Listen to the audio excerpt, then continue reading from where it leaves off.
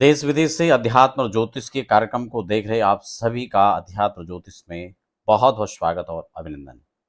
आप सबको बहुत बहुत मंगल कामनाएं, शुभकामनाएं। हरिद्वार देवभूमि ऋषिकेश उत्तराखंड से आपके साथ मैं हूं आचार्य आशीष। आज हम बात करने जा रहे हैं गुरु पूर्णिमा को लेकर, जिसको हम व्यास पूर्णिमा भी कहते हैं, आषाढ़ी पूर्णिमा हम इसको कहते हैं। इस दिन इस दिन का क्या विशेष महत्व है, क्या आज के दिन करना चाहिए, क्या नहीं करना चाहिए, किस प्रकार के दान देने चाहिए, किस प्रकार के विधि से आपको पूजा करनी चाहिए और किस दिन ये पड़ रहा है, क्या इसका शुभ समय आदि रहेगा, उसको लेकर हम डिटेल में चर्चा करेंगे।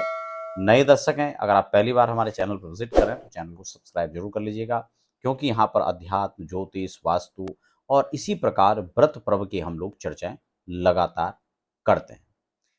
अब यहाँ पर व्यास पूर्णिमा कब पड़ रही है, इससे पहले हम ये समझ लेते हैं कि व्यास पूर्णिमा का महत्व क्या है, क्यों इसको व्यास पूर्णिमा कहते हैं। व्यास पूर्णिमा को आपने देखा होगा गुरु पूर्णिमा भी हम लोग कहते हैं, क्योंकि गुरु और शिष्य की परंपरा को समर्पित यह पर्व है। गुरु पूर्णिमा क्योंकि वेद व्यास जी, जिन्होंने वेदों का विभाजन, क्योंकि ऋग्वेद, यजुर्वेद, साम, अथर्व आदि जो वेद विभाजित किया था, वेद उपवेदों का विभाजन जो किया था, संकलन जो किया था, वो वेद व्यास जी ने किया था। उसके बाद पुराणों की रचना भी उन्होंने भी किया। फिर महाभारत जैसे दिव्य ग्रंथों का भी उन्होंने ही, उनके द्वारा ही प्रणीत है। तो इसलिए वेद व्यास जी जो सबके पुराणों के प्रणेता हैं, तो वो गुरु हैं, तो इसलिए उनको समर्पित ये पर्व है, इसको व्यास पूर्णिमा कहते हैं। वेद व्यास जी के जन्मोत्सव के रूप में भी हम इसको मनाते हैं और इसीलिए इसको व्यास पूर्णिमा कहा जाता है। आषाढ़ की शुक्ल पूर्णिमा को पड़ता है, इसलिए आषाढ़ी पूर्णिमा कहते हैं, और गुरु शिष्य परंपरा को समर्पित है, इसलिए गुरु पूर्णिमा कहा जाता है। आज के दिन विद्यादान, मंत्रदान, अन्नदान, धनदान, वस्त्रदान, इसका विशेष महत्व है। इसके साथ ही हमें क्या नहीं करना चाहिए, इसको हम थोड़ा समझ लेते हैं कि क्या करें, उससे पहले क्या ना करें इसको समझ लेते हैं। आज के दिन हमें हो सके तो हर प्रकार से मिथ्या भाषण से, अधिक बोलने से बचना चाहिए। हो सके तो मौन रहना तो अत्यंत श्रेष्ठ है, लेकिन ये सबके लिए सर्वथा सुलभ नहीं हो पाता है।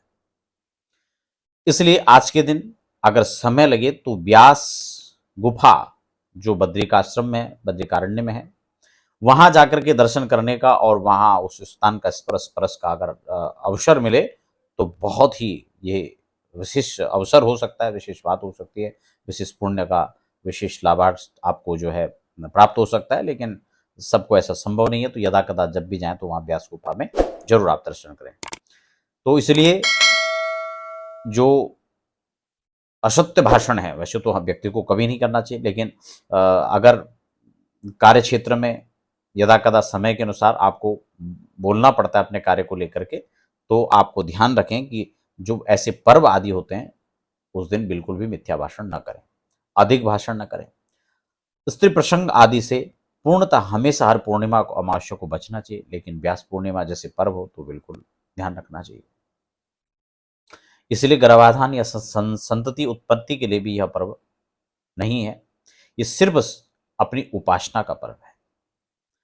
जिन लोगों को कहीं ना कहीं मानसिक रूप से दौर्बल्य लगता है, अधिक सोचने की उनको दिक्कतें हैं, चिंता परेशानियां रहती हैं, उनको व्यास पूर्णिमा के दिन, इस दिन विशेषकर चंद्रमा के जप करने चाहिए, भगवान शिव का रुद्राभिषेक करना चाहिए और रुद्राभिषेक के साथ रुद्र अर्चन भी करना चाहिए।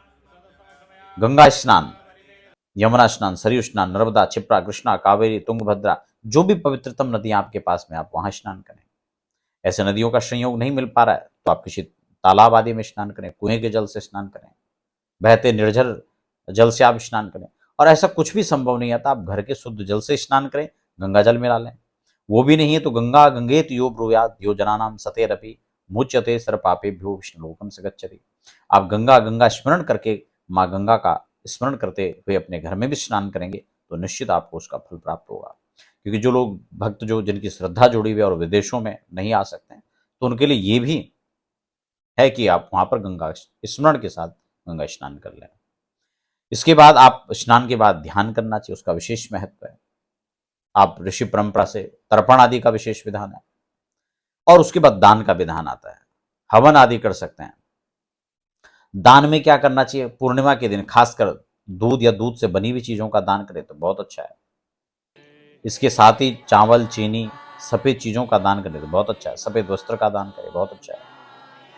गरीब असहाय लोगों की सहायता करें, बहुत अच्छा है। और खीर यदि आप बांटें तो बहुत अच्छा है। उससे पहले देव और पितरों को आप भोग लगाएं और फिर प्रसाद के रूप में सबको बांटें तो बहुत अच्छा है।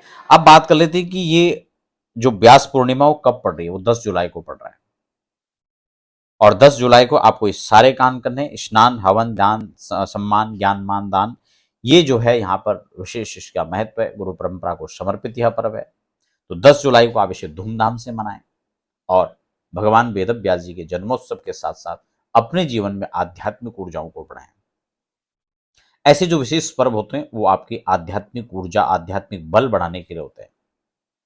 आप अपने आर्थिक विकास के साथ, भौतिक विकास के साथ अपने आध्यात्मिक विकास को भी करें। तो आप सबको व्यास पूर्णिमा की अग्रिम शुभकामनाएं।